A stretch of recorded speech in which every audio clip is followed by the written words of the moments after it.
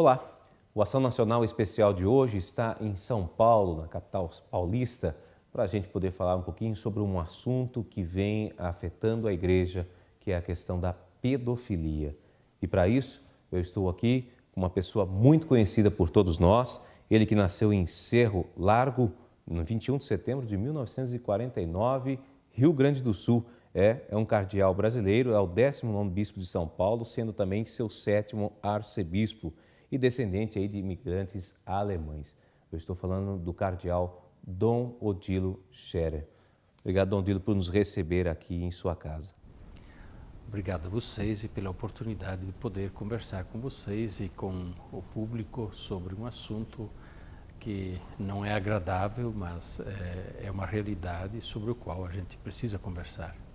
E para darmos início a esse nosso assunto, nós iremos assistir uma reportagem feita pela nossa equipe de jornalismo da TV Século XXI. Crime sim, mas não na igreja. É a opinião sobre pedofilia cometida por padres de José Nivaldo Cordeiro, um economista que pesquisa a história da filosofia e a Igreja Católica e é um dos principais articulistas do jornal eletrônico Mídia Sem Máscara. Se tem uma instituição cuja marca registrada é a moral sexual estrita, é a Igreja Católica. A Igreja Católica, ela não é flexível com isso. A sua pregação relativamente à moral sexual no âmbito da família e no âmbito da juventude, ela não tem flexibilidade e ela é a mesma há 2000 anos. E o clero católico está sujeito a uma coisa que a modernidade repudia, que é o celibato. É bom lembrar que ninguém é obrigado a se fazer sacerdote, mas aqueles que se fazem sacerdote sabem quais são as precondições. Mas ele defende que não é possível associar pedofilia ao celibato. Não há que se associar essas falhas e esses pecados e esses crimes eventuais à condição da imposição do celibato clerical. Segundo a Organização Mundial da Saúde, a pedofilia é considerada uma doença psiquiátrica. Para este psiquiatra, o impulso sexual é mais forte do que o medo de cometer um crime. Então, eles geralmente percebem que moralmente não é aceito, têm noção total da regra social, não só moral, que isso é contra a lei, né? Tá lá no Código Penal, não pode ter relação sexual com criança abaixo de tal idade. Eles sabem disso, mas o que determina a ação, o ato do pedófilo é basicamente esse impulso, é um impulso descontrolado, é uma atração sexual para aquele tipo de indivíduo. Segundo Nivaldo Cordeiro, mesmo com a pressão da mídia internacional, a investigação dos crimes não deve ser influenciada. Esse clamor da imprensa, que é anticatólica, militante, ele acho que não vai apressar, nem desapressar, nem mudar os resultados. O que eles querem mesmo é um fenômeno midiático que possa prejudicar a imagem da Igreja Católica. Aqueles casos graves, que são crimes previstos no Código Penal de qualquer país, não há nem que se discutir. Esse é um caso policial. É um caso banal de polícia, é um caso que pode acontecer numa sacristia, como pode acontecer na casa de qualquer um. O cardeal Dom Cláudio Umes, prefeito para a Congregação do Clero, abordou a questão em uma passagem pelo Brasil. O crime em si é igual, seja quem quer que o cometa, o crime é igual perante a lei. E certamente o próprio autor do crime deve ser penalizado, e a Igreja está sendo muito clara sobre isto, de que deve responder também perante os tribunais comuns, porque é inaceitável, a Igreja não pode aceitar isto, a Igreja diz não há lugar para essas pessoas no ministério sacerdotal. Mas Cordeiro critica o Vaticano em um ponto. Penso que a Igreja Católica está banalizando demais essa tendência de pedir desculpas por coisas que eles são alheias, ou que são eventuais pecados de seus membros, que não se confundem com a instituição. E os casos de abuso sexual só vão diminuir, de acordo com ele, se forem tomadas atitudes no início da formação sacerdotal. Eu acho que aquilo que é válido para Santo Inácio no seu tempo de vida é válido hoje. A Igreja tem que realmente transformar a porta dos seminários num funil, para que gente não qualificada para o sacerdócio, e mesmo até não qualificada para uma vida civil decente, não venha se tornar sacerdotes ordenados. Eu tenho a impressão que se fizer mesmo um trabalho assim, bem próximo com a pessoa, talvez, se uma questão de tempo, possa identificar alguns elementos e dizer, olha, esse aqui tem mais chance de desenvolver pedofilia, esse aqui não, né? E aí, talvez a igreja, no caso mais específico aí, poder trabalhar, tratar, orientar ou até afastar para evitar, né, um problema, né? Não se trata só de depois correr atrás do prejuízo, digamos assim, como se diz popularmente, mas se trata de prevenir, na medida do possível prevenir. E isso começa na seleção dos candidatos, uma seleção rigorosa, uma formação exigente, porque o tempo de formação, que são normalmente 7 anos ao menos, falando só de filosofia e teologia, é um tempo ainda de discernimento. Portanto, a qualquer momento, o candidato pode ser desaconselhado de continuar, ou simplesmente, se ele não quiser sair, dizer, não, mas você não pode continuar porque não é esse o teu caminho, você não tem condições para exercer esse ministério, exatamente por toda a responsabilidade que esse ministério traz para a pessoa, claro. Vocês acabaram de ver aí, então, esta reportagem especial sobre esse tema pedofilia. Bom, Dom Dilo, eu queria, sim, agora comentar com o senhor por que está se relacionando muito essa questão da pedofilia a padres e a Igreja Católica. É uma boa pergunta. É bom que se pergunte por quê, uma vez que o fato da pedofilia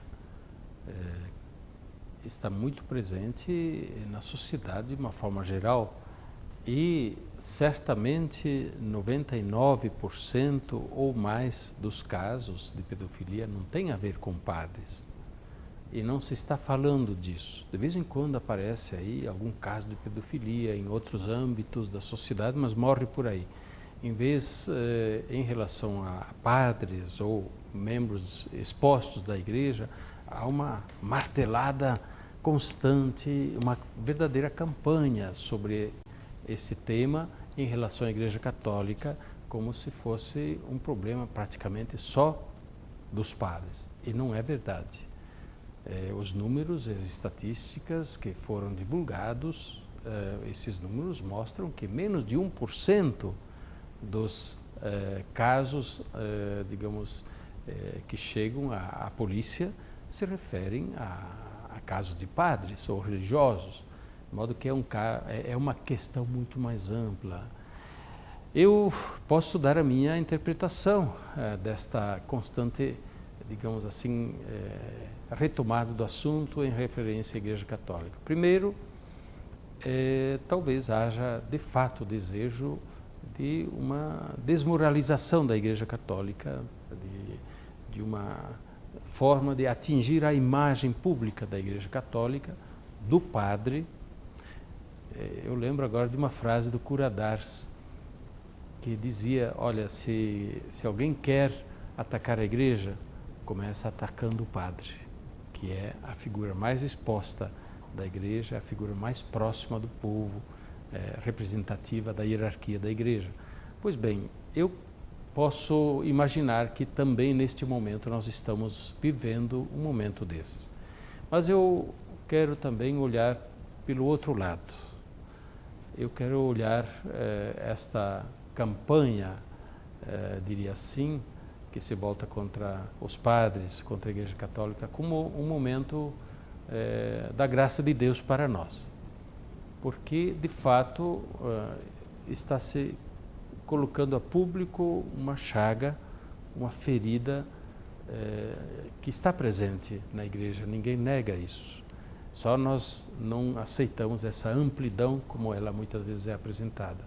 Porém, através de um caminho dolorido, de cruz, de sofrimento, Deus está chamando a igreja a uma purificação, a um novo caminho de santidade e, certamente, depois de atravessar este momento difícil, a igreja vai colher muitos frutos bons. Principalmente nesse ano que estamos aí no encerramento do ano sacerdotal, né, padre? É verdade e, estranhamente, o ano sacerdotal que imaginávamos seria um ano em que seria colocada a público mais a imagem boa, positiva do padre, né? Do bem que o padre faz, da importância da presença do padre na comunidade, afinal da grandeza da vocação sacerdotal. Fomos colhidos de surpresa, né, por toda uma avalanche de imagens negativas relativas ao padre, né? E o risco é que as pessoas possam pensar, bem, então não é bom ser padre. Mas eu quero justamente reafirmar, é bom ser padre, é importante ser padre, é bonito ser padre. E estas situações de pecado ou essas situações de crime relacionadas com comportamentos de alguns padres não podem ser generalizadas e atribuídas a todos os padres. Deixa eu dizer só uma coisa, entre os 12 que Jesus escolheu, 12, tinha um ladrão, traidor, né? Outro, chefe do grupo, traiu Jesus, né? Covarde. Todos menos um abandonaram Jesus. Então Jesus não escolheu homens perfeitos, mas escolheu homens que aceitaram o chamado e que querem caminhar com Ele. E continua sendo hoje também. A igreja não conta com homens perfeitos. A igreja conta com pessoas que Deus chama e que Deus chama a seguirem o caminho de Jesus na santidade e dá a graça àqueles que desejam dedicar-se a este caminho, ao serviço de Jesus Cristo, sacerdote. E é claro, nada justifica que alguém imite Judas, por exemplo, ou alguém imite os apóstolos na fraqueza de abandonarem ou traírem Jesus. É claro que não é por aí. Porém, devemos ter também essa consciência muito clara. Já no primeiro grupo dos discípulos mais próximos de Jesus, houve fraquezas e muito sérias. Bem, você está acompanhando o programa Ação Nacional. Nosso assunto de hoje, nós estamos em São Paulo de uma forma especial, conversando aqui com o cardeal Dom Odilo Scherer, e nosso assunto é pedofilia. Nós vamos para um rápido intervalo e voltamos já.